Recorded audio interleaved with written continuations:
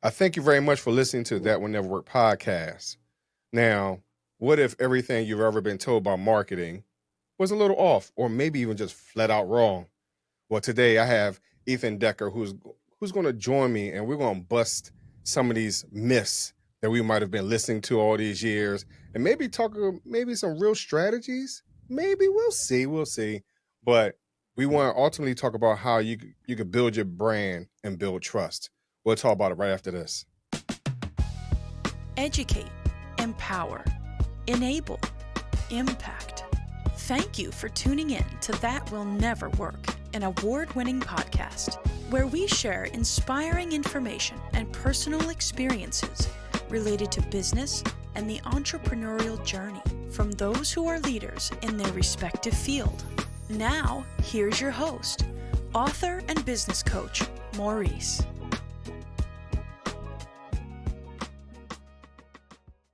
All right, y'all.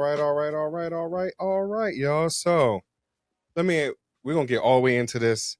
And if you're ready to hear Ethan's bio and all those type of things, we'll direct you to his website and you can read it on your own. But we're gonna get into the nitty gritty, right? So what if the reason your marketing isn't working is it because the advice you might have been following was never built on truth to begin with? So, Ethan, educate us on that. Is our marketing built on the truth? Maurice, you know what, Maurice? I would say most of what we think about marketing is built on kind of a fantasy, kind of a story. And that story is that you want love, you want passion, you want romance. That's the mythos, the fantasy of most marketing. And I see this from small companies. I work with a lot of startups and I work with nonprofits. I do a lot of pro bono work and help out a lot of nonprofits in my community here in Colorado. And I work with big companies. I've worked with Procter & Gamble, Kellogg, Discovery, Nike, Coors, like big brands. Mm-hmm. And everywhere I go, it's like, it's the notion that you want to romance and seduce your customer. And then you want to win them over so that they're loyal and they love you and you have brand love. I mean, I don't know about you, but I don't want to cuddle up with my internet provider at night. Right. I don't want love letters from my dish soap. Right. And yet that's like the dominant belief in marketing, whether you're kind of getting into it and you think, oh, I want people to love my brand. Or you've been into it forever and you hear these things about brand loyalty and brand evangelists and brand fanatics. It's just prevalent. It's just kind of everywhere. It's the foundational belief or mythos around marketing that I've experienced in the past 20, 25 years. You talk about big brands though. Isn't that what they sell? Yeah. Love you being like a big brand being Disney, right? Because again, myth, right? Fantasy. We see it all the time. So how do we overcome that if that's what we've been learning since a kid? Yeah, I know. I think the reason it happens is because we see those 2 or 3 kids whose eyes bug out when they first see a Disney princess. Right. Live. Or we hear the kids squeal and exclaim the first time they watch Finding Nemo, or whatever the case may be. And then we forget that for every one of those kids, there's 99 people who are like, oh yeah, Disney princess, that's all right. And they might still buy the stuff, but there's no fanatical passion. It's just that stuff is quiet and the fanatical passion is loud. So we think that that's normal. But really it's 100 to 1 easily that for, every one fanatic about Disney, or another one you hear about, Maurice, you might have heard this, Harley Davidson. So, Harley's one of these things, people call them a love brand or a love mark, instead of a trademark, it's a love mark. It's seeped into the words. And even Harley Davidson doesn't have the fanatical loyalty that Harley Davidson is supposed to have. Here's the truth. If you look in the garages of people who own motorcycles, most of them own more than one brand. Yes. If they own more than one bike. I don't know if you own any motorcycles yourself. I don't. I have family members that do, but I don't. Okay. So maybe some of them cousins or Yeah, brothers or whatnot. Most people, if they own more than one motorcycle, they own more than one brand. they do. Yes, I agree. Okay, you can attest to that. Yep. And that's true for Harley Davidson too. Mm. That if you look in the garage of someone who owns a Harley, it is more likely that they also own a Honda or a Suzuki or a BMW or something. Mm-hmm. Mm-hmm. And it is less likely that they own 2 or 3 or 4 Harleys and they're just loyal and they just love Harley and they're going to live and die Harley and that's that. Right. So it's this funny thing we tell ourselves that we should be expecting that kind of crazy fanatical loyalty. And while that loyalty is good, while that love is good, it ain't where the money's at. Quite simply. Right? Because go back to Disney. For every one little kid that loses their mind over a Disney princess and buys, Disney sheets and princess clothing and princess wallpaper, right, you got 100 people who are happy getting a little Disney stuff and they're okay with that, and then who also buy some Marvel stuff and buy some Lego stuff and right, all that other stuff. So like brand friends, if you think about it, instead of brand love, brand romance, brand friendship is really where the money's at. But sometimes we're taught to say, hey, we're focusing on this space because as you're speaking and thinking about, hey, if I have this brand and this brand, well, I'm buying them for 2 different purposes, right? Because Harley does have one perspective, but there might not be as fast as a Ducati or something like, so people are buying things for different reasons. Yeah. And that's okay too. Like you can buy a Harley because when you want to just cruise and you want to make a lot of noise and you want to wear all that leather stuff you have in your closet, like there's a great occasion for that. And then you're right. If you want to like really burn some rubber, you get your Ducati out, the beautiful Italian, and you put on your slick outfit. Right. Like the one that's full of Kevlar because you're going to be scraping up some pavement. And so different occasions. Exactly. We have, whether it's clothing, like shoes, we got different shoes for different occasions, and we might love that one pair of shoes we got, those Air Force Ones or those Manolo Blahniks or whatever.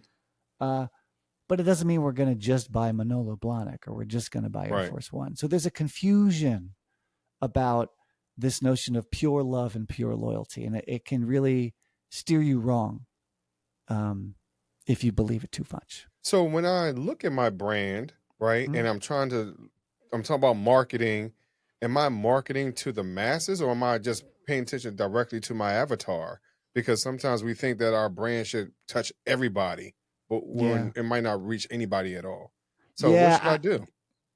Both of those ends of that spectrum are a little dangerous. If you're trying to reach everybody and be everything to everybody, it doesn't work so well, especially when you're a small brand and you got very little money to throw at marketing. Like even Coca-Cola has to choose who they're going to market to, and they're the most famous brand in the world.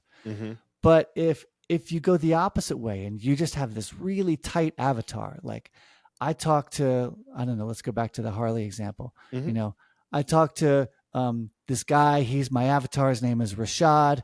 He has 5 Harleys. He lives and dies the Hog Harley Owners Club group, Harley Owners Group, HOG.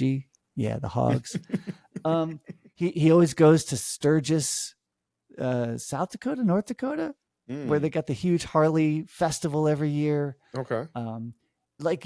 He only drinks Bud Light, and then you start over designing who this avatar is, right? He's definitely a Republican. He doesn't eat organic food, and you get further and further down this deep rabbit hole, and you first of all cut out 60% of people who actually buy a Harley. Yeah. Because you made up this avatar that's just too focused. And then second, just like you're saying, you have forgot that lots of different people buy Harley for an occasion. And that could be one of many occasions that they decide to get on a motorcycle. Yeah. So you want to find that middle ground where you have a little bit of a definition around who you're going after. Right. But I much prefer trying to define my audience by what's the occasion I'm serving, what's the job I'm doing for them, rather than like, are they white or black? Are they male or female? Are they old or young? So, and I'll ask that question because people talk about who are you marketing to, who is that Yep. avatar, drill it all the way down so you could be super focused. And as you're stating, where could be missing the mark, because like you said with a Harley, it might be that idea. Hey, we're going to go to South Dakota, but what about the same group that might go meet up in Texas or Florida or so? You get what I mean? Like so again, it's a different mentality, different environment, but it's the same interest. It's the same idea. Yeah. Yeah. And like, that's why if you do think about the love and that you only want to attract people who are going to love you forever, you're going to miss the 99 out of 100 people who like you. Mm-hmm.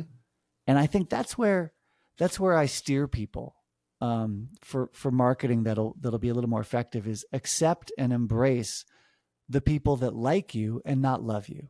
Mm-hmm. And realize a lot of your business is going to depend upon people that think you're fine and like you and don't know your brand story and really don't care about your brand story. Mm-hmm. And you can have a brand story for that one person who really wants to know. Right. Like another great example is Starbucks. You can't throw a stick and not hit a Starbucks. Right. You're right about that. Well, one of my favorite cartoons, or it was an Onion, the parody newspaper. They're like, Starbucks opens Starbucks inside bathroom of Starbucks. Wow. Because they just keep making more Starbucks everywhere, and they're across the street from each other. And I'd say again, 999 people don't want to know the story of Starbucks and the brand essence and like, who is that mermaid thing? Right. Is she a princess or I don't know? They just want to get a cup of coffee and they don't want the line to be too long. Right. Mm-hmm. And then maybe 1 or 2 out of 1,000 want to know the brand story. Mm-hmm. So have it for those people, have it for your staff. But again, you got to kind of get over yourself and let go of this dream that people are going to be fanatical about you and love everything about you and only buy you and not any other coffee or not any other motorcycle. So I guess what I'm taking from you, Ethan, should I be more worried about dealing with the person's needs and or desires for the moment and not get so caught up in stuff like that? Because if all I want is a cup of coffee, like I said, I might not be worried about whether or not the cup is white and green or, something else. Yep. Pink and orange.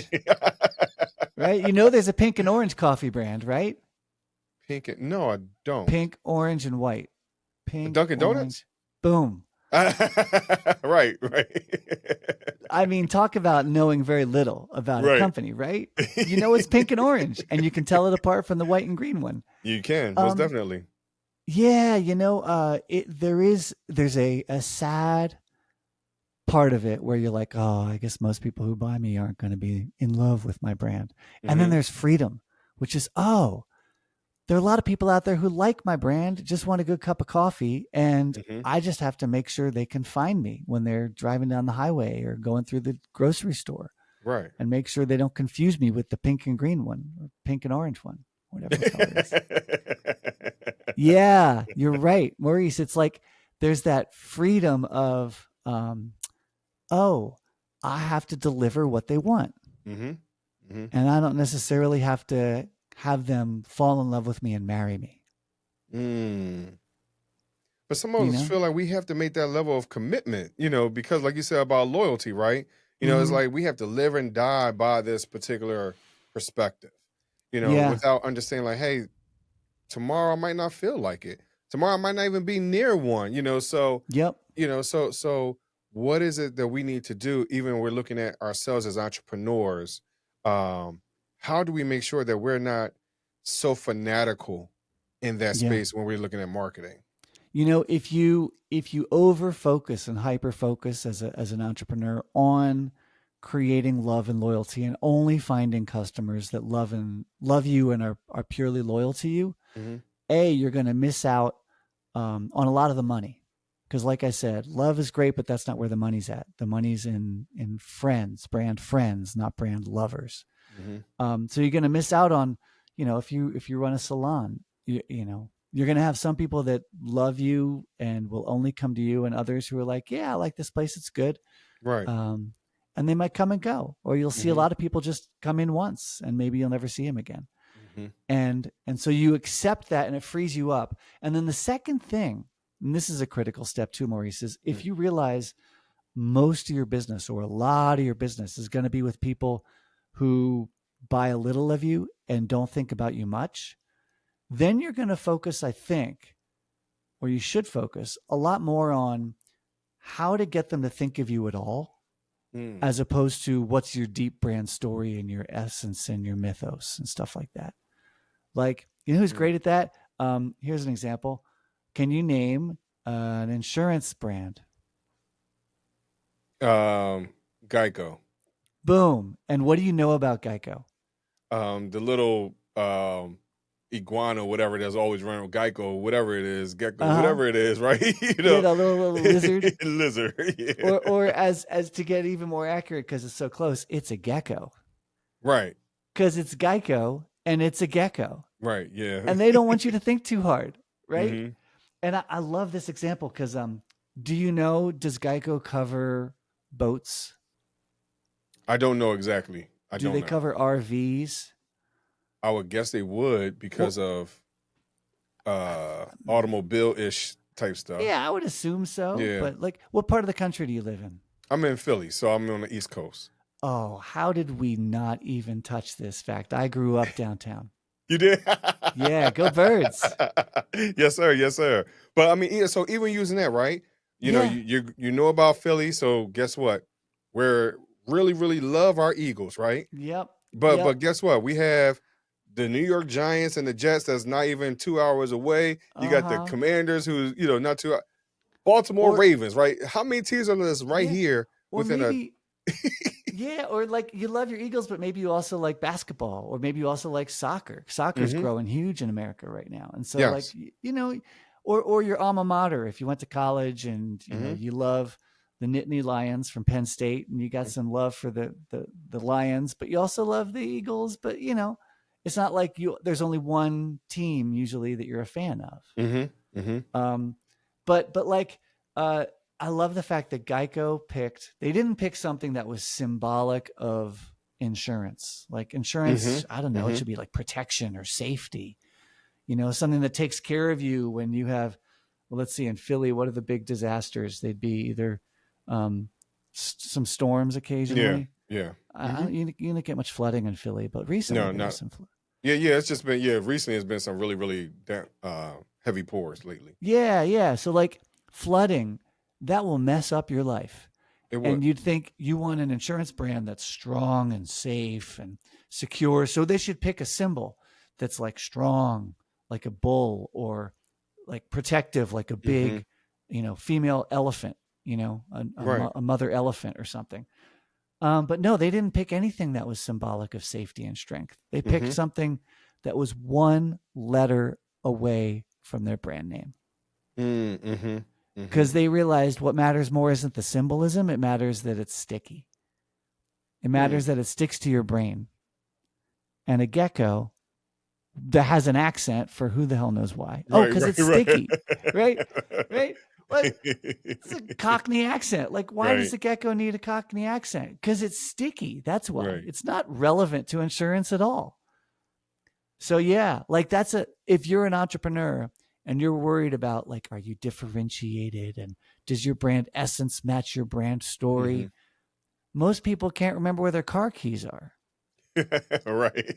So that's why you pick a gecko if you're Geico. You know what I mean? Like I totally understand what you mean. Makes you think different about how you spend your time marketing. And it makes me think about, I don't know if it's NJM. One of those other insurance companies say they don't even have a logo. They don't spend a whole lot of time on that, but those are things that we concentrate so much on when we're thinking about marketing. We pay so much attention to what the logo means, and like you said, what our mascot might be. Right. And the reality is that we're going to be changing in 5 to 10 years anyway. Yeah, if it's weak, we're going to be changing it. Right. You know, if you're Geico, they've been doing that for 20 years. They had that lizard for 20 years, the gecko. Who else has had something for a while? Well, and the I say that Eagles. because if you think about like Coca-Cola and Pepsi, right? Yep. Those two brands, they haven't dropped it all the way, but they've tweaked it, right? Over time. Yeah. Subtle tweaks. Subtle tweaks. Right. Coke more subtle than Pepsi. You know, Pepsi likes to play with their logo a bit more. Coke, Right. you still have that like cursive script. Yes. On the side of a red truck that goes by. You don't even have to read it to know instantly. You see it out of the corner of your eye. Right. You know it's a Coca-Cola truck. Right. So a good brand will stick with that stuff, but they'll stick with it because it's familiar, not because of its brand essence or its brand meaning. You know, it's funny because it ends up being superficial is kind of a harsh word, but let's just call it superficial. That a lot of what your brand does is just remind people you exist and what need or what job you'll solve for them. You know, like if you want to buy salt, there's a standard brand you usually go for, which is the one with the little girl with the umbrella. Yep. Blue container. Yep. You know? A little yellow, maybe yellow galoshes. I forget. Right. And it's Morton Salt, and she's 100 years old, that little girl. And they've tweaked her over the years, but no one cares about the story. Right. You know, they just like want to know if I'm at the store and I need to find some salt and I'm looking at the bakery section and my kid is screaming at me and I got to change its diaper. Like I just want to find that salt real quick and know that it's decent salt. That the container won't like disintegrate when I use it or something like that. Yeah. So yeah, there's an old phrase. I don't know. Supposedly, Franklin Roosevelt's wife said it. Eleanor Roosevelt. Supposedly, she said, "Darling, you'd worry a lot less what people think about you when you realize how little they think about you at all." And it's sad, but then it's freeing. Right. Like when you realize people aren't thinking about whether your brand color is perfect or what your brand story is, then you have the freedom to just get in their faces with a little gecko that speaks Cockney, come up with a fun, thing, a fun little mascot or a fun campaign to get some attention. And a lot of your customers will come and go, and that's cool. Wow. It's a different attitude towards marketing that kind of steps around or steps over the whole brand love mythology. Wow. Yeah. Hey. And I'm saying wow because the way you're explaining it, it just sounds so simple because I've been in meetings where people have spent, 30, 50 hours, man hours on just trying to decide a color. I've been in those meetings. Oh, they're brutal. They are brutal. Yeah. And like they obsess over the meaning of, are we fun or are we lighthearted? Right? Well, are you fun or lighthearted? Come on. Who gives a damn? You make tacos. That's funny. Yeah. Yeah. Yeah. You're right. You can really overthink this stuff. And granted, some of the stuff is really hard and you do have to overthink it. Like who are we really going after? Are we really delivering a product or service that they want? Right. Right. Are we doing it in a way that shows our value? Those are hard questions. And so you do have to overthink them. But then when it comes to like being sticky and sticking in their mind, I like to say, then you got to underthink it. And you got to say, well, our brand is Geico. Let's do a gecko. But see, I think sometimes in that space, we use our adult mind versus our childlike curiosity, playful mind. Because with that Geico, right? You could play around with that. You can put them in different spaces or whatever it might be, where you're not pigeonholed to one message all the time. Yeah. Oh man, I have not thought about it as a metaphor, like adult mind, child mind. I kind of like that a lot. Like I talk about the the the the unconscious mind, the instinctual mind, the automatic mind versus the conscious deliberate mind. Right. You know, like the unconscious mind is the one that is kind of trying to decide which beverage to get for lunch at the deli or the corner store. That one looks pretty good. I'm going to try that one. Yeah, pomegranate. Okay, sure. And you just kind of go for it. And then the deliberate mind is the one when you're trying to choose, like my favorite metaphor is toilet paper math. You ever try and figure out how many rolls, jumbo rolls are in regular rolls, how many 2-ply versus 1-ply, and Right. how many sheets per roll? Like, I don't want to do that math. You don't want to do that math. No. But like, that's the deliberate mind. And I love this notion of saying, well, the deliberate one is more like the adult mind, the serious mind, the supposedly logical one. And then the child mind is more playful and more embracing and just more intuitive. Right. And yeah, Geico Gecko is very child mind as opposed to adult mind. Yeah, because you could play around with it. You know, I can put that gecko in a lot of different positions to say, hey, you know what? You know, hey, I stepped on a Lego. Is that insurance? Like, do I need... Right. Oh my God. There better be stepping on Lego insurance. You That get what I hurts mean? like hell. You know, but you see how something like that, almost anybody can relate to that. Even a teenager, or a kid, or something like that. You know. Oh yeah, all different That's relatable. ages. Right. Yeah, and then the brands. It's it's funny because the brands that allow for that creativity, that kind of flexibility, they tend to be a little stickier. You know, because they do things which are a little interesting or a little quote off or a little fun. Right. And then sticky's great because that's the job. Is if someone only comes to your hair salon every 3 months, or if someone only does their tax prep once a year, or if someone only swings by your coffee shop, I don't know, once a month, then you got to stick in their minds somehow, and that playful mind helps you come up with ideas to be stickier. Right. So man, again, Ethan, man, I mean, I appreciate you coming on. I mean, you said a whole lot today, and with this real genuine, authentic conversation, because that's all it was. It was just a conversation, and I hope that each and every one of y'all that are listening caught this, right? Because we don't have to make things harder than what they need to be, as long as we stay ourselves. Yeah. There's a lot of science. There's a lot of research. I spent 20 years trying to make it simple, right? Because it starts complicated and it starts confusing, and every book tells you something different. Yeah, it does. And that's because you're dealing with someone's individual story of like how they succeeded. But that doesn't mean that's the truth for how you're going to succeed. Right. So a little bit of what I do is I try and separate the universal things, the things which are like the laws of physics, the physics of brand, from the things that might work for you, but not for me. Yeah.